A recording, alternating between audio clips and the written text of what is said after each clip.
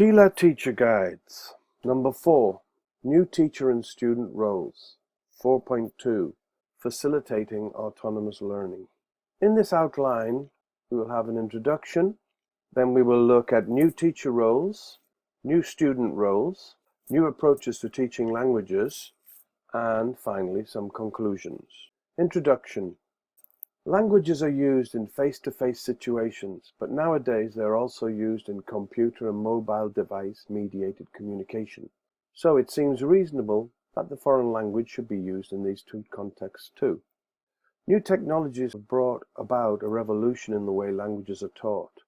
The terms blended learning and flipped classrooms are widely used nowadays. One of the main aspects of telecollaboration is that it cannot be carried out successfully if we use traditional classroom practices.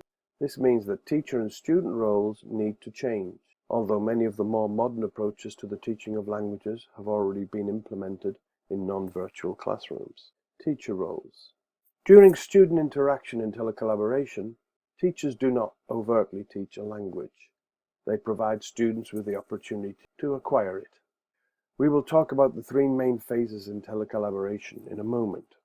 According to Hootstein 2002, the main role of a teacher in e-learning is, from a holistic point of view, a facilitator, a person who aids students in several facets: administrative, technical, academic, and social.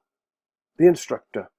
She guides learning in a problem and project-based learning environment, according to Dooley 2010. Social director.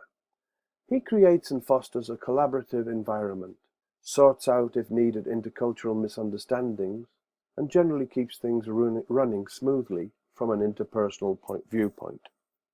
Technical director. She helps students to become comfortable with systems and software and prepares learners to overcome technical difficulties. Program director.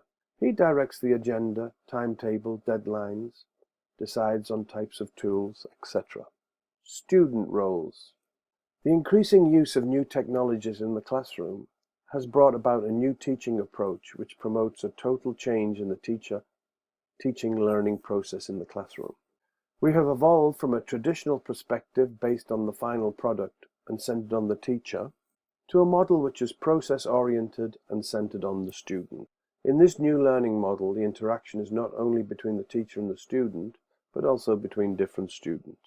Collaborative learning posits that students learn best when they are actively involved in an activity and when they work in groups. The active exchange of ideas within small groups not only increases interest among the participants, but also encourages critical thinking. This type of learning gives learners an opportunity to engage in discussion. Students take responsibility for their own learning and, as a result, become critical thinkers. New strategies. Instead of techniques like presentation, practice and production, and others where the teacher plays a central role, we need new strategies. Autonomous learning is promoted by having the students carry out tasks and solve problems. This is where new technologies really come into their own. Pair and group work takes center stage.